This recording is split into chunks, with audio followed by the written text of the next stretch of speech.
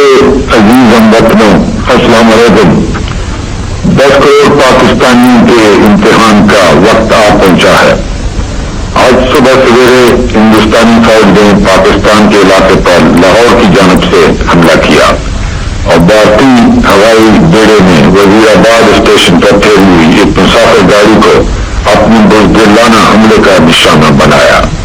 بھارتی حکمران شروع سے پاکستان کی وجود سے نفرت کرتے رہے ہیں اور مسلمانوں کی علیحدہ آزاد مملکت کو انہوں نے کبھی دل سے تسلیم ہی نہیں کیا۔ پچھلے 18 برس سے وہ پاکستان کے خلاف جنگی تیاریاں کرتے رہے ہیں۔ پاکستان کے 10 کروڑ عوام جن کے دل کی دھڑکن میں لا الہ الا اللہ محمد رسول اللہ کی صدا گونج رہی ہے، اس وقت تک چین سے نہیں بیٹھیں گے جب تک دشمن کی توپیں ہمیشہ کے لیے خاموش نہ ہو جائیں۔ ہندوستانی حکمران شاید ابھی نہیں مانتے کہ انہوں نے کس قوم کو للکارا ہے۔ ہمارے دلوں میں ایمان اور یقین موقف ہے اور ہمیں یہ معلوم ہے کہ ہم سچائی کی جنگ لڑ رہے ہیں۔ ملک میں آج ہنگامی صورتحال کا اعلان کر دیا گیا ہے۔ جنگ شروع ہو چکی ہے۔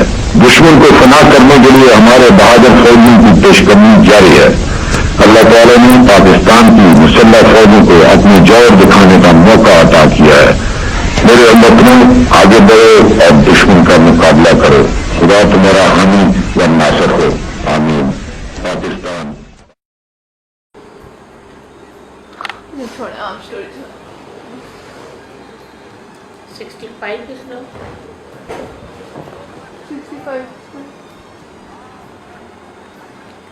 65 میں جب جنگ شروع ہوئی ہے اس وقت ہم لوگ کوئٹہ میں تھے۔ کوئٹہ میں تھے اور جنگ شروع وہاں پر محاذ کھل گئے تھے، ادھر ادھر کھیم کرن سیکٹر پہ لڑائی ہو رہی تھی اور ہم لوگوں کو آرڈر ملے کہ آپ لوگوں نے سیالکوٹ جانا ہے، تو پوری ریجمنٹ وہاں سے کوئٹہ سے نکل کر سیالکوٹ میں آئی تھی۔ ایک اسپیشل ٹرین میں آئے تھے ہم لوگ، 4-5 دن ہمیں لگے، جگہ جگہ رکتی ٹھہرتی میں آئی تھی گاڑی، کہیں کھانے کو ملا کہیں نہیں ملا، بہرحال انتظام پہنچا تھا، اچھا تھا۔ سیالکوٹ ہم پہنچے ہیں تو وہاں پہنچ کر سیدھے ان لوگوں کو سب کو بارڈر پر بھیج دیا اور جو فیملیز تھی ان کو گھروں میں بھیجا۔ اگر بیٹا چھوٹا تھا زید، وہ ٹرین میں خراب چیزیں ملنے کی وجہ سے پیٹ خراب ہو گیا اور ہم لوگ سیدھے ہاسپٹل پہنچے۔ وہاں 3-4 روز رہے، پھر گھر واپس آئے ہیں۔ تو جنگ کے کون سی ڈیٹس تھی؟ یہ تھی اگست کی کوئی ڈیٹ تھی۔ تو آئی تھاٹ جنگ تو 6 سرپرائز اٹیک تھا۔ وہ سرپرائز اٹیک تھا، لیکن جنگ جو تھی وہ 1 مہینہ پہلے سے شروع ہو چکی تھی، یعنی وہ کشمیر ہو رہی تھی، اس کے جو حملے ایک دوسرے کے اوپر ہو رہے تھے نا، اکا دکا حملے، وہ شروع ہو چکے تھے۔ کہیں اٹیک ہو گیا، کبھی کہیں اٹیک ہو گیا۔ کھیم کرن میں سب سے پہلے انہوں نے اٹیک کیا تھا۔ جب ہم لوگ سیالکوٹ میں پہنچے ہیں تو وہاں ان کی جو توپخانے کی ریجمنٹ تھی، توپیں ان کی لگائی گئی، تمام فوج آگے چلی گئی، آرٹلری پیچھے ہی رہتی ہے، تو مین فوج ہوتی ہے پیدل فوج، وہ آگے جاتی ہے۔ تو وہاں پر ہم لوگ رہے ہیں، ٹھیک ہے، خیال تھا بھی جنگ شروع ہونے کا، یعنی پکی جنگ شروع ہونے کے امکانات نہیں تھے، لیکن تیاریاں ہو رہی تھی دونوں طرف سے۔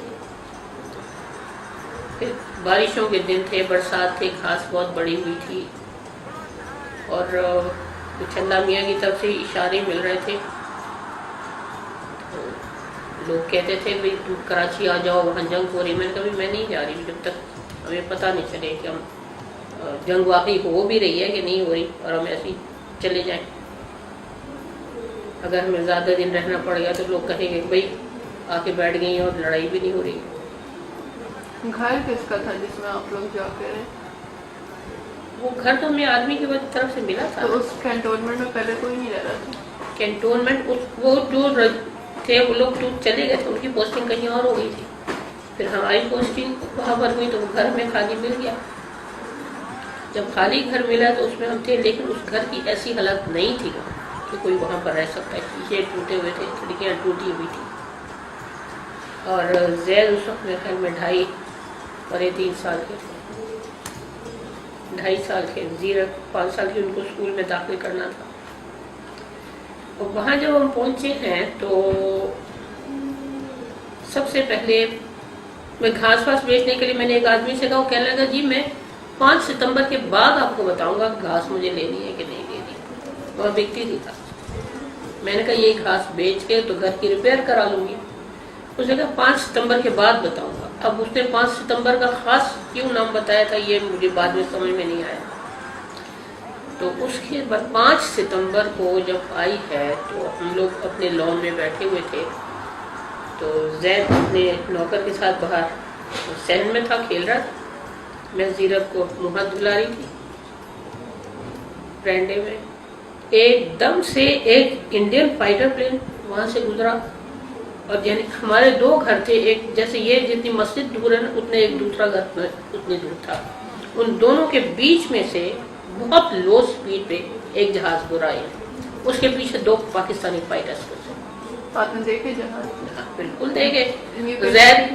زید وہاں پر کھیل رہا تھا، وہاں سے ایک جمپ لگا کے یہ میری گود میں آ گیا.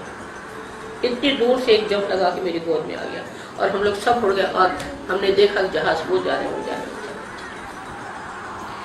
پھر اس کے بعد تھوڑی دیر کے بعد دھماکے سنائی دیے. 2 دھماکے سنائی دیے کیونکہ وہ جو انڈین جہاز تھا اس کے اوپر 2 بمبس تھے. اس نے اپنی سپیڈ کو انکریز کرنے کے لیے 2 بمبس گرا دیے.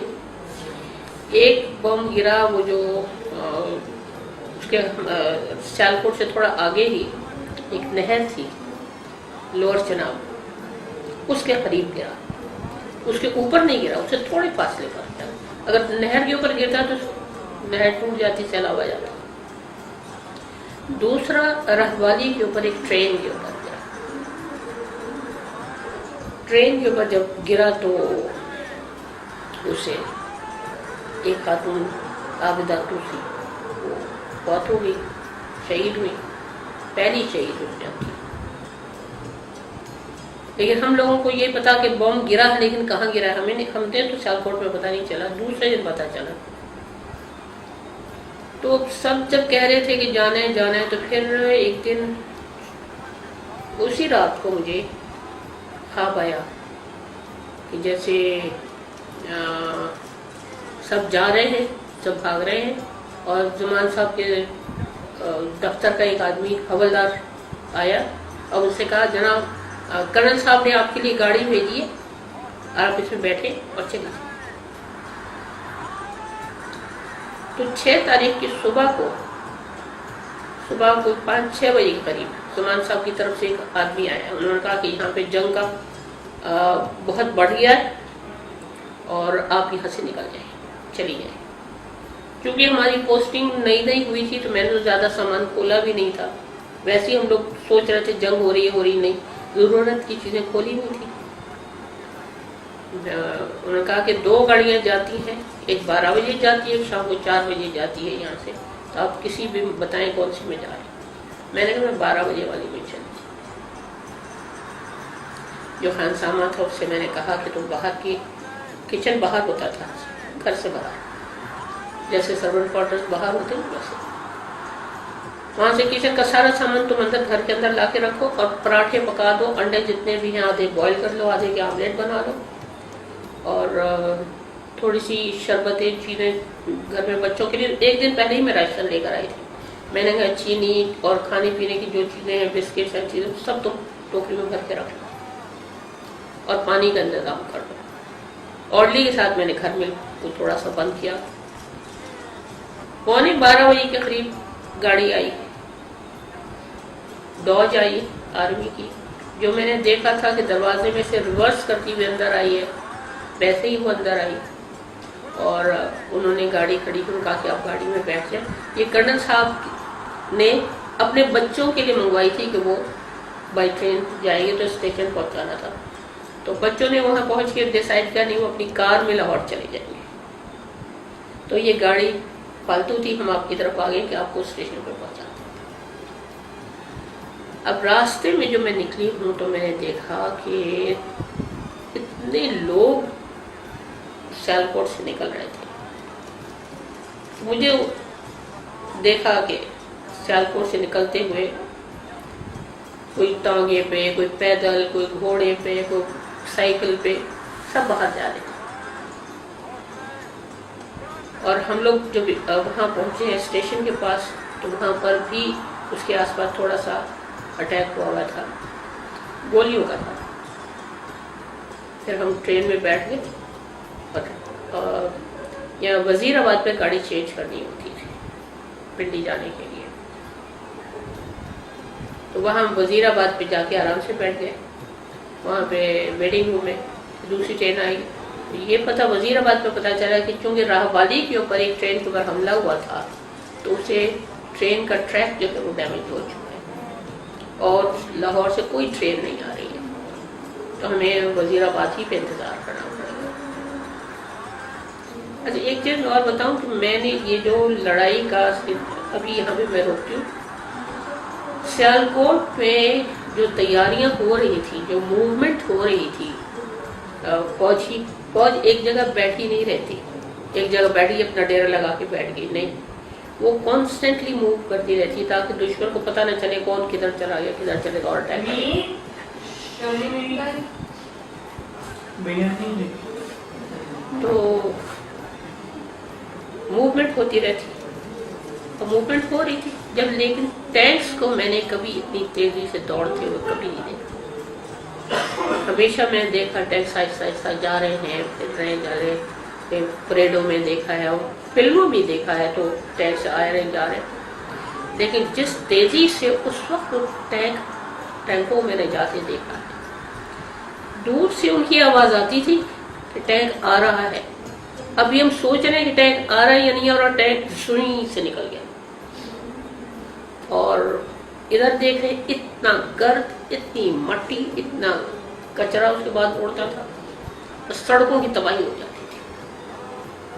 لیکن کہنا چاہیے کہ ہماری پی ڈبلیو ڈی کے لوگ جو تھے وہ بڑے ایفیشینٹ تھے، اس وقت بہت ایفیشینٹ تھے، ادھر ٹینک خراب کر کے جاتے تھے، ادھر وہ آ کے ریپیئر کرتے تھے، 2-3 ٹینک گزرتے تھے، سڑک ٹوٹ جاتی تھی، پھر انہوں نے کچے سے نکالنا شروع کیا اور کچے سے جاتے تو مٹی کا طوفان آ جاتا، لیکن کانسٹنٹلی وہ چلتے رہتے۔ اور میرا گھر جس پوائنٹ پہ تھا وہ بہت ہی اسٹریٹجک پوائنٹ تھا جنگ کے لیے اور اٹیک کے لیے۔ ایک سائڈ پہ میرے وہاں کا اسٹیشن ہیڈ کوارٹر تھا، ایک سائڈ پہ سیالکوٹ کی overhead largest water tank تھا، اور ایک سائڈ پہ ان کا ایمونیشن ڈمپ، ایک سائڈ پہ ہے آلموسٹ اکراس دی روڈ، میرے گھر کے across the road ammunition dump تھا، جہاں دن رات ٹرکس آتے تھے، ایمونیشن وہاں ڈمپ کر کے جاتے تھے، دوسرے ٹرکس آتے تھے وہاں سے نکال کے، جس کو جہاں ضرورت ہوتی تھی وہاں سے سامان دھڑا دھڑ ٹکا ٹک اس میں لگی رہتی تھی، ایک اتار رہے ہیں دوسرے چڑھا کے لے جا رہے ہیں۔ میرے پاس ایک .22 رائفل تھی، ابھی بھی ہے وہ؟ ابھی بھی ہے، اس میں 15 گولیاں بھر کے رکھتی تھی اور اپنے سرہانے رکھتی تھی، میرے بچوں کو پتا تھا کہ اس میں گولیاں ہیں، اس کا ہاتھ نہیں لگاتے تھے، مجھے نہ دن کو نیند آتی تھی نہ رات کو نیند آتی تھی، میں دن میں اپنے دروازے کھڑکیاں بند کر کے بیٹھتی تھی، صرف سامنے کا دروازہ کھلا رکھا تاکہ وہ سامنے اکراس دی روڈ اوپر پہاڑوں کے اوپر چھم جوڑیاں نظر آتا تھا، جب چھم جوڑیاں کی لڑائی ہوتی تھی اس کا کراس فائر نظر آتا تھا، کراس فائر نظر آیا تو ہم کہہ رہے ہیں وہاں جنگ ہو رہی ہے۔ اگر کبھی کسی وقت کوئی آفیسر وغیرہ یہ زمان صاحب خود گھر آتے تھے کہہ رہے بھی وہاں فائر، نہیں وہاں بجلی چمکتی ہے، بارشیں ہوتی ہیں نا بجلی، میں نے کہا بجلی چمکنے کا مجھے بھی پتا ہے کیسے چمکتی ہے، وہ ایک جگہ سے ادھر جاتی ایک ہی جگہ سے نہیں چمکتی رہتی۔ دادا آتے تھے گھر؟ کبھی ایسا ہوتا تھا ادھر سے ادھر کسی آفس میں جانا ہے نا ان کو، اور سامنے سے گزرے تو 1 سیکنڈ پہ ٹھیک ہو خیریت سے ہے، پھر نکل اور یہ تو بارڈر پہ تھے. سیالکوٹ کا جو جموں کا بارڈر تھا میرے گھر سے 7 میل دور تھا. جو ایکچوئل کنٹرول لائن جو تھی وہ 7 میل دور تھی. تو وہاں سے پہ یہ رہتے تھے. اور لیکن زیادہ دور ان کا ڈپلائمنٹ نہیں تھی کیونکہ میں نے بتایا نا کہ آرٹلری پیچھے ہوتی ہے. پھر اس کے بعد جب میں ٹرین میں بیٹھ کے نکل گئی اور وزیر آباد میں پہنچی ہوں تو وہاں انہوں نے بتایا کہ ٹرین کوئی نہیں آ رہی. ہم 12 بجے کے پہنچے, 12:15 بجے کے پہنچے ہوئے وہاں پر 5 بج گئے شام کے. دودھ میرے پاس تھا. وہاں میں ایک اور آفیسر کی وائف مل گئی جن کے ٹوئنس تھے, وہ بھی ویڈنگ میں بیٹھی. کہتی میں تو صبح 6 بجے سے بیٹھی. ان کے بچوں کے پاس کچھ کھانے پینے کو بھی نہیں تھا. میرے پاس تو اللہ کا شکر ہے بہت وافر چیزیں تھیں. پانی, کھانا, شربت, چینی, وہ سب کچھ تھا. ان کے بچوں کو بھی دودھ بھی دیا. ان کے بچوں کو میرے 4-5 کلو دودھ تھا, وہ بوائل کر دیا. اب وزیر آباد پہ دودھ کو ہم نے بوائل نہیں کیا, پڑا. دن میں تو بچوں کو ہم فیڈ دے دیا, جب شام ہوئی فیڈ دینے لگے دودھ پھٹ گیا.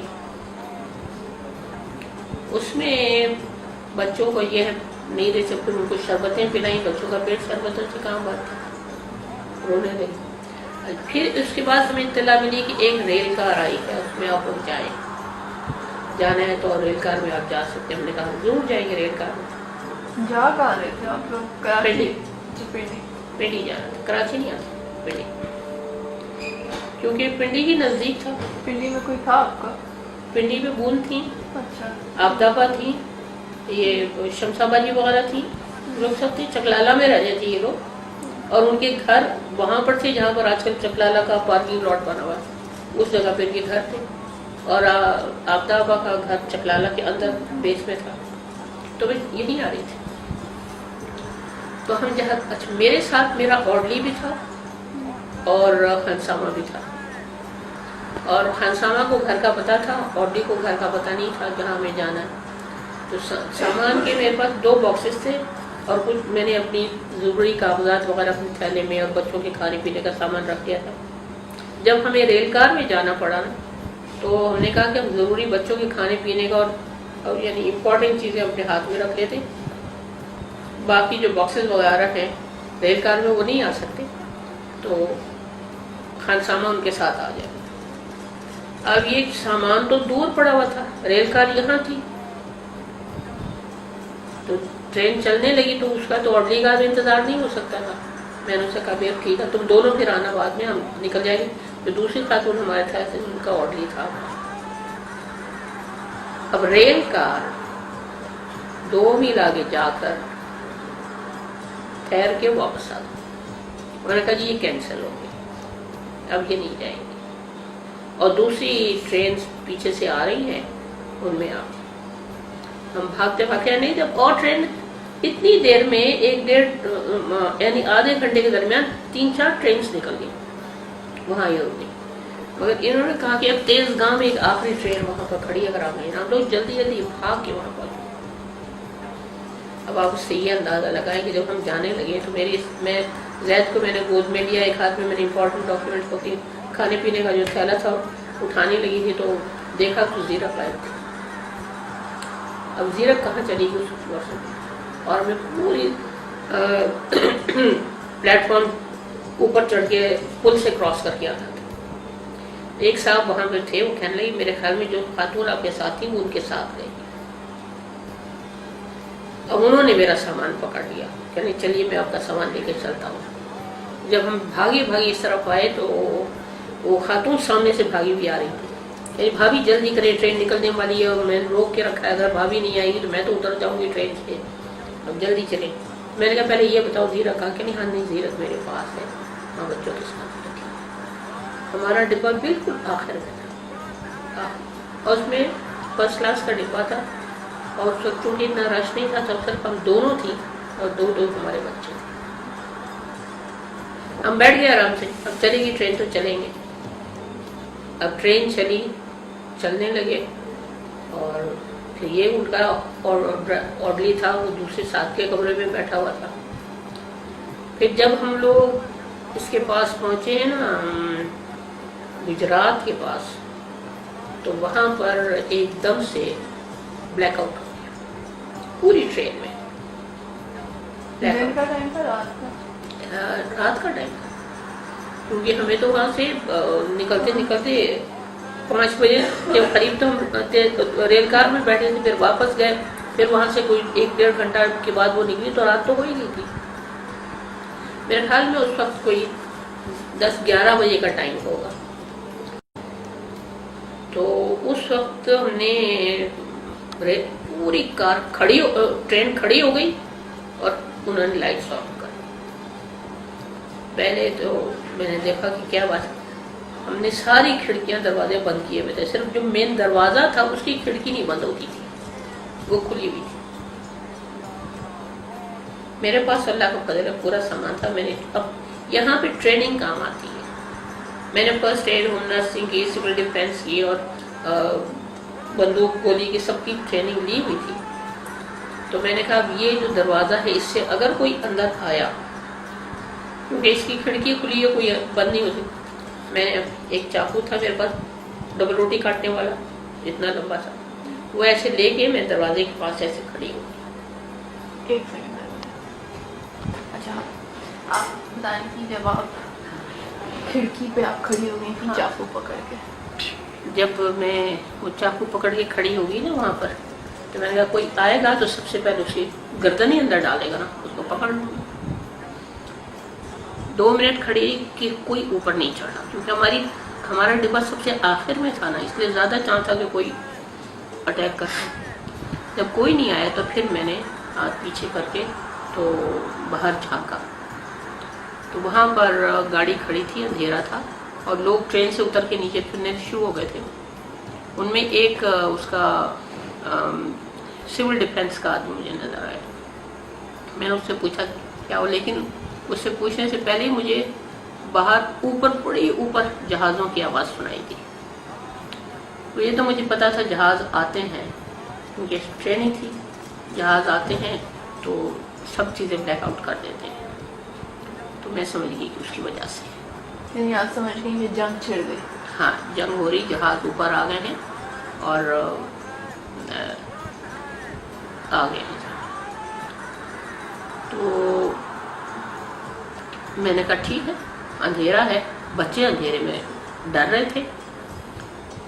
तो मैं गई, मैंने बाथरूम के अंदर अपने बटुए में से वो जो टोकरी मेरी थी उसमें से मैंने माचिस और मोमबत्ती निकाली। मैंने बाथरूम के अंदर मोमबत्ती जला दी ताकि बच्चों को थोड़ी सी रोशनी रहे। बाहर से उन्होंने आवाज़, कौन है जला रहे, ये है वो है, बंद करिए बंद करिए। मैंने कहा देखिए बाथरूम के अंदर है, बाथरूम से बाहर रोशनी नहीं आ रही, दरवाजे इस तरह से बंद है, मुझे पता है कि ये रोशनी कहाँ जाती कहाँ नहीं, और हवाई जहाज से बाथरूम के अंदर की रोशनी नजर नहीं आती। तो वो शायद समझ गया कि भी इसको कुछ पता ही होगा, जो बोल रही है कि ऊपर हवाई जहाज से ये बाथरूम के अंदर की रोशनी नजर नहीं आई है। वो बत्ती में जलती रही और वहाँ पर हमारा ख्याल में कोई 1.25 घंटे करीब वो गाड़ी खड़ी रही। फिर गाड़ी चली। अब बच्चों ने हमारे रोना शुरू किया खाने पीने के लिए। अब चल रहे हैं, उनको खाना भी दे रहे हैं, पानी दिया, एक पहले बच्चों को शरबतें पिला के उनका पेट भरा। इन जीरक ने खाना खा लिया, रोटी पराठे जो पके थे, जैद को भी थोड़ा थोड़ा दे दिए। एक पफ्ड बीट्स हुआ करते थे जो जैद को बहुत पसंद थे, वो मैंने काफ़ी सारे लिए हुए थे और इसको वो कहता था खाओ, क्योंकि अब कोई भी चीज़ इसको खिलाते थे ना, कहते थे खाओ, तो ये फिर उसने उसको कहने ये खाओ, ये मुझे खाओ, यानी खाने मैंने खाओ दो। तो उसको मैंने, अंगूर भी बहुत थे मेरे पास, तो एक खाओ और एक अंगूर उसको खिलाती थी, उससे उसका पेट भरा, या कुछ अंगूरों की वजह से भी नशा चढ़ा, सो गया। जो ट्विंस बच्चे थे उन्होंने बहुत तंग किया, उनका पेट नहीं भरा था, उनके लिए खाना नहीं था। 8 महीने के थे, 8 महीने की, वो रोटी भी नहीं खा सकते थे, तो उनको दूध चाहिए था। फिर ये होता था कि भाई آگے ایک اسٹیشن آیا, اس کے اوپر ان کے آرڈلی سے کہا کہ بھئی تم دیکھو جو ٹرین چلی, ٹرین پھر چلی, پھر ٹرین چل کے آگے اسٹیشن پہ پہنچی تو انہوں نے ہم نے کہا کہ بھئی اسٹیشن پہ اب پوری اسی ٹرین میں تم پوری میں گھوم کے دیکھو کہ میرا آرڈلی اور خانسامہ بھی وہاں پر ہے کہ نہیں. تو پورا گھوم کے آیا کہ وہ لوگ نہیں ہیں اس میں ٹرین. پھر آگے ہم لوگ گئے ہیں تو قریب جہلم کے اسٹیشن پر جب ٹرین ہماری پہنچی ہے تو پلیٹ فارم کی دوسری سائڈ پہ ایک دوسری ٹرین کھڑی تھی جو ہم سے پہلے وہاں پہنچی, اور اتفاق سے اس ٹرین میں جو لوگ سامنے کھڑکی میں بیٹھے ہوئے تھے وہ چھوٹی دادی کے گھر کے برابر والے لوگ تھے, اور وہ لوگ کوئٹہ سے آ رہے تھے. تو ایک دوسرے کو ہم نے دیکھا تو انہوں نے کہا آپ کہاں جا رہے ہیں, ہم نے کہا آپ کہاں جا رہے ہیں, ہم نے کہا میں بھی وہیں جا رہی ہوں جہاں آپ جا رہے ہیں. انہوں نے کہا ہاں ٹھیک ہے, ہم لوگ جب آگے جائیں گے تو جمیل بھائی تو ہم کو لینے کے لیے آئیں گے, کیونکہ وہ ایک ہی ایریے میں رہتے تھے. جمیل بھائی تو ہم کو لینے کے لیے آئیں گے, ہم ان کو بتا دیں گے کہ آپ بھی آئیں. خیر وہ لوگ تو چلے گئے اور ان کی ٹرین چلی گئی اور ہم بیٹھ گئے. اب یہاں بچوں کا سلسلہ یہ تھا کہ وہ ٹرین ایک بچے کو گھمانے کے لیے اسٹیشن پہ اترا, ایک بچے کو اس نے جو آ کر کے رویا تھا اس کی چستی منہ سے گر گئی. ہنسی بھی آتی ہے, سوچ سوچ کے کبھی رونا بھی آتا ہے. اب بچے رو رہے ہیں تو ایک کی چستی نکالی دوسرے کے منہ میں ڈال دی, اور وہ رونے لگا تو اس سے نکال کے اس کے منہ میں ڈال دی. اب تھپک تھپک کے کہہ کر کے بچوں کو سلا رہے ہیں. بڑی مشکل ہو گئی تھی ان لوگوں کے ساتھ. اب آگے جاتے جاتے ہم لوگوں کو کافی ٹائم لگ گیا, اور جب ہم چکلالہ بیس پر پہنچے ہیں, چکلالہ اسٹیشن پر, تو رات کے 2 بج گئے تھے.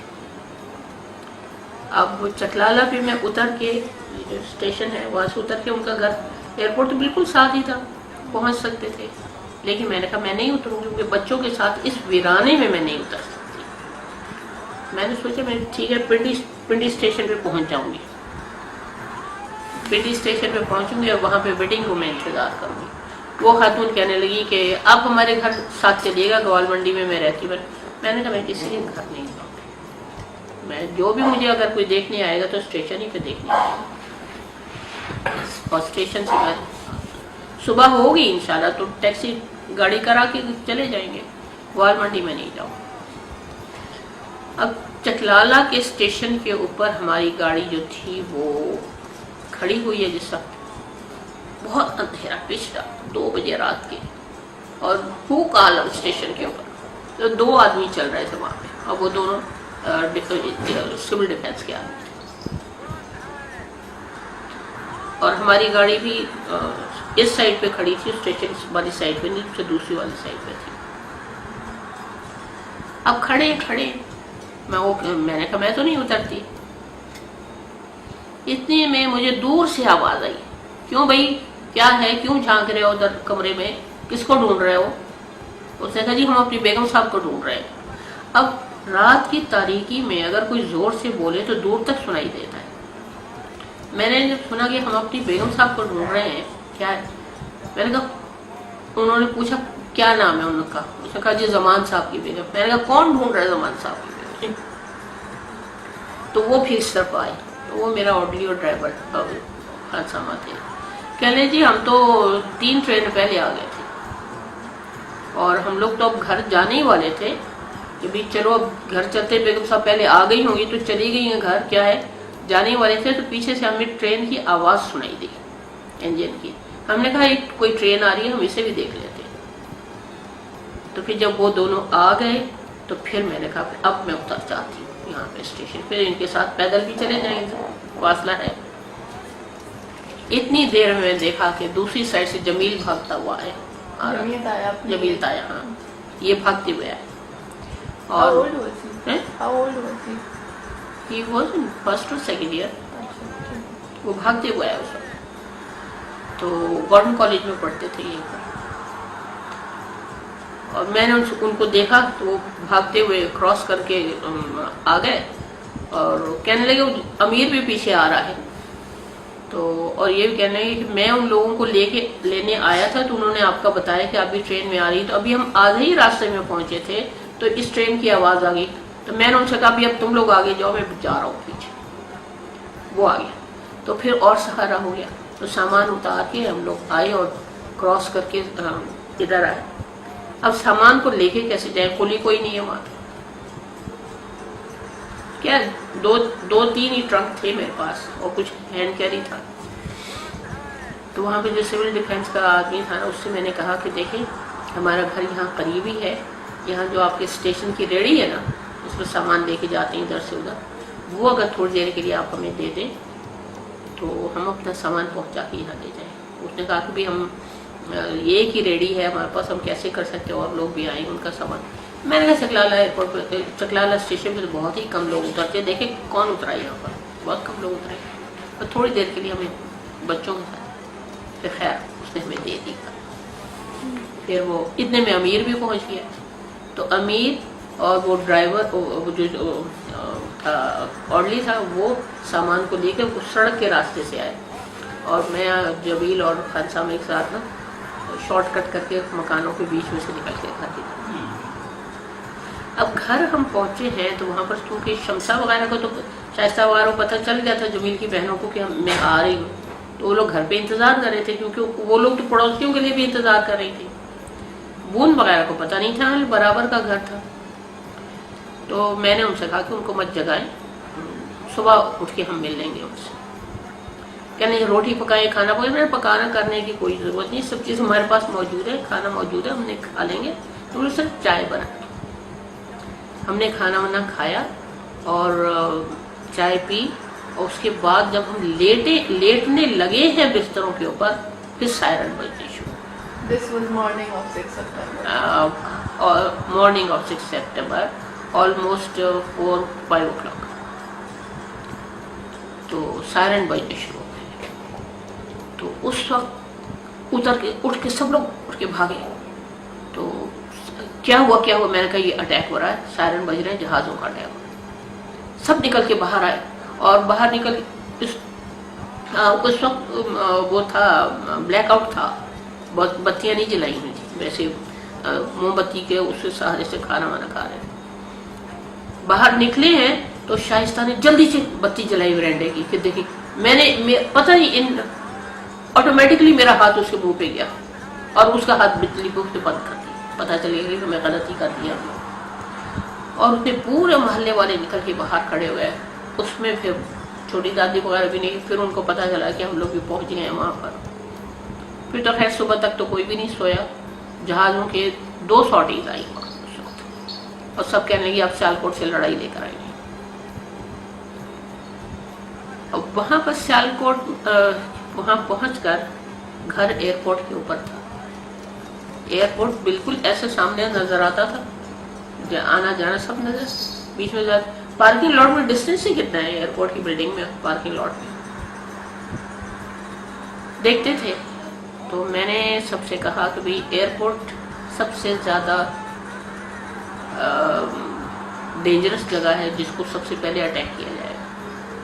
تو ہمیں اپنا حفظ ما تقدم کے لحاظ سے کام کرنا چاہیے. تو میرے پاس .22 تو تھی، اس کی گولیاں بھی تھی. تو مسعود بہن وغیرہ یہ عابد آفاق چکلالہ سائٹ پہ رہتے تھے، وہ بھی دوسرے دن وہ لوگ بھی آ گئے. تو میں نے پھر بھائی جان سے کہا کہ بھائی جان ہمیں یہاں پہ ٹرینچز کھودنی ہے. تو کہنے کہ ٹھیک. پہلے میں نے محلے کے بچوں سے کہا کہ چلو ہم لوگ یہاں پہ ٹرینچز کھودتے ہیں، لیکن نہیں کیا کسی نے بھی نا، زمین ہارڈ تھی. تو میں نے لڑکیوں سے کہا، میں نے کہا چلو ہم لوگ کھودنا شروع کرتے ہیں، تو پھر لڑکے خود بخود ہی آ جائیں. لیکن زمین واقعی بہت ہارڈ تھی، لوگوں سے نہیں کھودی جا سکتی. پھر میں نے مسعود بھائی سے کہا، انہوں نے فوجی جوان بھیج دیے. انہوں نے ہم پورے محلے میں انہوں نے ٹرینچز کھدوا دی. ہمارے سامنے 4 ٹرینچز برابر والوں کے اس سے برابر کھود دی انہوں نے ٹرینچز. اب پھر یہ تھا کہ سب کو میں نے بیٹھ کے ٹریننگ، کوئی ٹرین نہیں تھا کہ سول ڈیفینس کے لیے کیا کرنا چاہیے.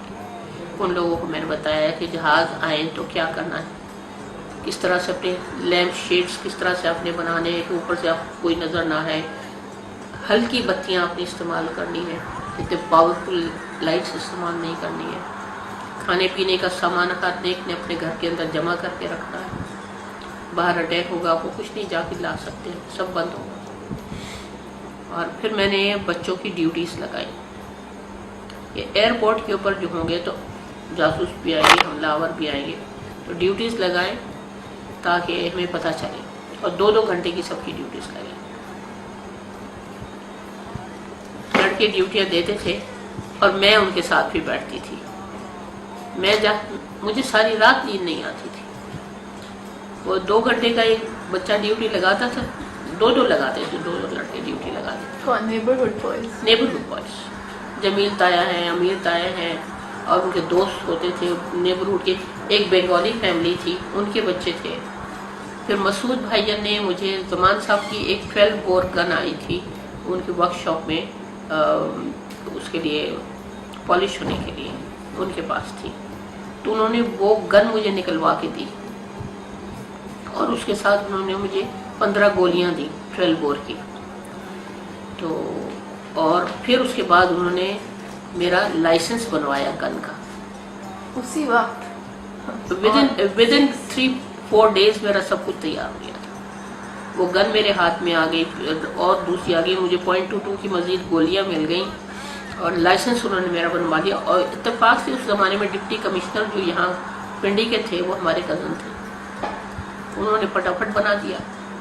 تو جب محلے کے لوگوں نے یہ دیکھا کہ ایک عورت کے پاس اتنی ساری چیزیں وہ لے کے بیٹھی ہیں, تو ان لوگوں نے بھی, مختار بہن کے پاس بھی گن تھی لیکن ڈبے میں بند تھی, تو انہوں نے نکلوائی اپنے بچوں سے کہ پھر نکالیں. پھر اس کی پالشنگ ہوئی, اس کی صفائی ہوئی, رگڑائی ہوئی.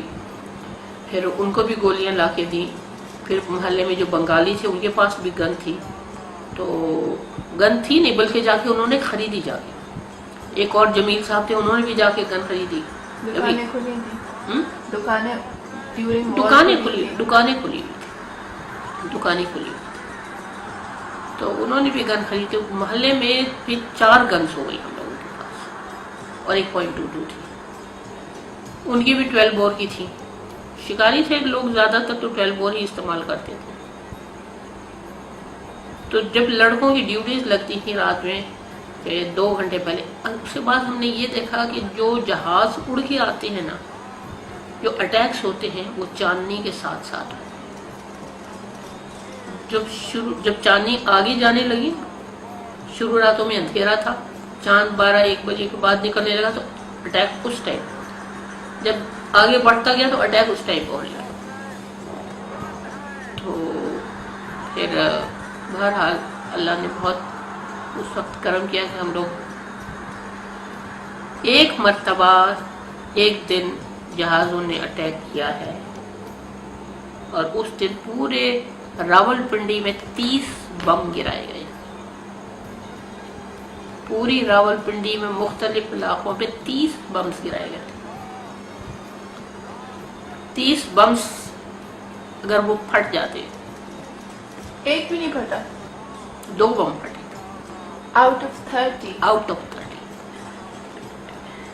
اور وہ 2 بم بھی کہاں پھٹے تھے, ایک کسی چمنی میں گرا تھا, کسی فیکٹری کے, یا کسی وہ کیا کہتے ہیں نا بھٹا جس کو کہتے ہیں, وہ اینٹیں بنانے والا بھٹا, اس کی چمنی میں گرا. اور ایک راستے میں ایک بیچارہ ٹرک جا رہا تھا, اس کے اوپر گرا. باقی جو تھے وہ کوئی زمین میں دھنس گئے, کوئی پانی میں گرا, کوئی کہیں چلا گیا, ان کا کہیں پتہ ہی نہیں چلا. 28 بم پھٹے نہیں تھے, اللہ نے بچایا تھا راول پنڈی کو. یہ وہ چیز ہوگی وہ جو شہاب صاحب نے بھی اپنی بک میں لکھی ہے. نکل جاتے ہیں فرشتے, آئے ادھر کر لیا اور ادھر کر لیا, اور نکل کے چلے. پھر اس کے بعد پنڈی کا ڈیفینس تو کافی انہوں نے کر لیا تھا, اور ایئرپورٹ کے اوپر کافی ڈیفینس تھا, اور زیادہ تر یہی ڈر تھا کہ پیرا ٹروپرس نے یہاں پہ ایئرپورٹ پر آ کے رہے. یہ کون سا ڈے تھا وار کا؟ 5th 6th day? نہیں, اب یہ تو آگے ہو گیا تھا نا, کیونکہ اتنے دن میں ٹرینچز بھی بنی, اور پھر ٹریننگ بھی ہوئی, لوگوں کو کرائی. میں بچوں पट्टियाँ कैसे बांधते हैं और कैसे करते हैं, ये ट्रेनिंग सारी उन लोगों को दी मैंने। दवाइयाँ शवाइयाँ मंगा के रखो अपने पास सबके में। तो अब मैं इंचार्ज से सर जी किसको वो कोई काम होता है मुझसे आके पूछिए अब बताएं अब हम क्या करें, क्योंकि ट्रेनिंग अल्लाह का फजल है। मैं कहती हूँ जो उनकी वजह से इतना कॉन्फिडेंस था मेरे अंदर कि, और सियालकोट के अंदर जब मैं थी अपने घर में तो मेरे घर के चारों तरफ शीशे टूटे हुए थे, ऊपर के रोशनदान टूटे हुए थे कि दो आदमी अंदर एकदम अंदर छलांग मार दे। एक दफा मैंने उनको जो PWD वाले थे ना उनको मैंने कहा कि भाई इधर दरवाजे शीशे विशे आके लगा दे करें। कहने लगे जी अभी हमें तो बहुत वाकई उन लोगों को बहुत काम था, क्योंकि जब सड़कें वड़कें बंदी तो उधर ठीक करना सब जी बहुत काम है ये है। अब देखे ना आप तो रह रही हैं घर में, जब कोई इमरजेंसी होगी तो फिर हम आके ठीक कर दें। मैंने कहा do you understand what is the meaning of emergency? Emergency किसको कहते हैं? इमरजेंसी तो यही है, मेरा मियाँ बॉर्डर में बैठा हुआ है, मैं 2 बच्चों के साथ घर में अकेली हूँ, दरवाजे खिड़कियाँ मेरी टूटी हुई हैं, अगर कोई आके मुझे मार के चला जाएगा फिर आप इमरजेंसी करेंगे, फिर आके शीशे बंद करेंगे। फिर उसमें कुछ समझ में आया, अरे नहीं ये देखिए हम ये कुछ नहीं कर सकते तो हम गत्ते लगा देते। मैंने कहा गत्ते लगा दो, हमें खिड़कियां बंद तो करो। मेरी ड्राइंग रूम की खिड़की में कितना सा सुराख था, उस खिड़की से मैं और गन हाथ पे होती थी, अगर कोई और आ गया तो फिर उसको मारेंगे। लेकिन ये भी है कि आप पहचानेंगे कैसे कि अपना कौन है पराया कौन है। और ये हुआ था सियालकोट में। एक दफा वो लोग चर्च तक आ गए थे, कुछ लोग, सारी फौज नहीं इंडिया की, कुछ लोग चर्च तक आ गए थे। और फिर उनको जब किसी ने चैलेंज किया तो वो इधर उधर भागे, और कोई चर्च में कोई इधर उधर चर्च। अब किसको पहचाने वर्दियों में कौन है और अपना बंदा है कि दूसरा। एक आध बंदा शहीद भी हुआ उसमें, उनको पकड़ लिया गया, लेकिन कुछ कह नहीं सकते थे। चर्च भी हमारे घर से ज्यादा दूर नहीं था, लेकिन ये उस वक्त हुआ था जब मैं वहां नहीं थी, मैं वहां से निकल गई थी। तो सियालकोट की लड़ाई में तो अल्लाह ने सियालकोट को बहुत बचाया। पहले दिन जो उन्होंने अटैक किया है, जो टैंकों का अटैक जिसको कहते हैं ना, सियालकोट में बहुत बड़ा टैंकों का की जंग हुई है, उसमें वो टैंक लेकर किले तक आ गए थे, जो बॉर्डर से 20-22 मील अंदर, और उनको पाकिस्तान की तरफ से कोई रेजिस्टेंस नहीं मिली। कोई होता तो मिलती ना, उस वक्त हमारी फौज वहां नहीं थी, सब लाहौर सेक्टर की तरफ और खेम करने की तरफ लगे हुए थे। दादा जान कहाँ थे? दादा जान बॉर्डर पर थे, लेकिन उस वक्त मैं आ चुकी थी तो वहां तक पहुंच गए थे, लेकिन उसके पास पहुंचे किले के और उन लोगों के दरमियान एक नाला था, जैसे लई है ना, ये लई से जरा कम चौड़ा नाला सा था। वो डर गए, हिंदू डरपोक बड़ा होता है, बहुत डरपोक है। उसने कहा कि भाई ये तो पाकिस्तानियों ने मेरे लिए ट्रैप लगाया हुआ है, किले में सब फंसे हुए, और जब हम किले के पास पहुंचेंगे हमें मार डालेंगे। वो वहीं पे रुक गए, ये सोच में कि अब क्या करें अब क्या करें अब क्या करें। और जब पाकिस्तानियों को पता चला कि वो वहां तक पहुंच गए हैं, तो कुछ सियालकोट से कुछ लाहौर से कुछ दूसरे इलाकों से उन्होंने फौज को उस तरफ भेजा। 24 घंटे हमको मिले और हमने अपनी फौज वहां पर पहुंचाई है, और अल्लाह के करम से हमारी फौज ने उनको 20 मील पीछे धकेल। उनको ये खतरा था कि ये चारों तरफ पीछे से इधर से उधर से आएंगे, क्योंकि जमीन तो हमारी ऐसे ऐसे है ना सारी, इधर से फौज इधर आ गई तो वो पीछे से आके घेरा डाल सकते, और किया भी था। हमारी फौज ने घेरा डाल दिया था एक जगह पर, जो बाद में उन लोगों ने जब सीज फायर के वक्त उसको करवा दिया, खत्म करवा दिया। नहीं तो वो सारा इलाका हमारे, जो ये इलाका अंदर आ गए थे अपनी साइड में, इधर से पकड़ के वो पाकिस्तान ले सकता था उनका, लेकिन हमारे लोगों ने वो जो ताशकंद में हुआ उसमें सब खत्म करा दिया। लेकिन हिंदू बेसिकली बहुत डरपोक और चालाक है। وہ ہماری کمزوریوں سے بہت فائدہ اٹھاتے تھے، لیکن اللہ نے بچا لیا سیالکوٹ کو. اگر اس دن وہ قلعے پر پہنچ جاتے پھر سیالکوٹ نہیں رہتا، ان کے ہاتھ چلے. یہ بھی اللہ نے ہی بچایا، اور فرشتوں نے ان کو روک دیا، ان کے دل میں ڈر ڈال دیا، اس سے آگے بڑھ. اب یہ حالات ہے. پھر وہاں پہ ہم لوگوں نے سب لوگوں نے ٹریننگ بھی لینی شروع کی. بولا یہ راولپنڈی جنرل ہاسپٹل اس زمانے میں نیا بنا تھا، نہیں تھا تو پرانا، لیکن وہاں پہ انہوں نے ٹریننگ وغیرہ کر رہے تھے. پھر ہم لوگ وہاں جاتے تھے کیونکہ نرسز وغیرہ کی کمی تھی اور زخمی کافی آ رہے تھے، تو ہم لوگوں نے وہاں پہ جا کے آرمی آفیسرس کی بیویوں نے وہاں پہ والنٹریلی کام کرنا شروع کیا تھا. جو مریض آتے تھے، جن کو آتا تھا انہوں نے کرنا شروع کر دیا، جن کو نہیں آتا تھا انہوں نے سیکھ کے کرنا شروع کر دیا. لیکن سب چکلالہ سے ہم لوگ جاتے تھے وہاں پر. پھر آہستہ آہستہ جب 17 دن کے بعد تاشقند کی جنگ ختم ہوئی، تاشقند میں تو انہوں نے فیصلہ کیا تھا، جیتی ہوئی جنگ کو ہار لیا یہ ہماری جنگ. اور وہاں پر ان کا جو انڈیا کا پرائم منسٹر تھا وہ تاشقند گیا تھا، اور اس کو اتنا شوق ہوا کہ ہیں جیتی ہوئی بازی، ہاری ہوئی بازی ہم جیت گئے اور ہماری بات مان لیے. اس کا ہارٹ اٹیک ہو گیا، وہیں پہ ختم ہو گیا. اس کا نام ننکو کہلاتا تھا. وہ ہارٹ اٹیک ہوا اس کو اور وہ وہیں پہ ختم ہو گیا خوشی میں. اور ہمارے لوگوں کو پتہ نہیں چلا کہ ہم نے کیا بلنڈر کر دیا.